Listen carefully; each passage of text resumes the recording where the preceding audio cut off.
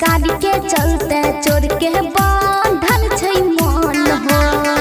एही से बच्चा चोर होय छै घर घर हो। सरकार के चलते चोर के बांधल छै मन हो। एही से बच्चा चोर होय छै घर घर हो। हो भैया सरकार कुछ नहीं हो।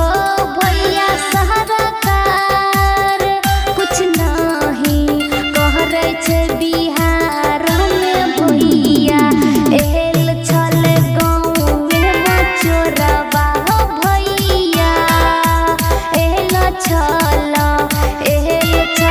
गाँव में चोरबा हो। भैया एल छल।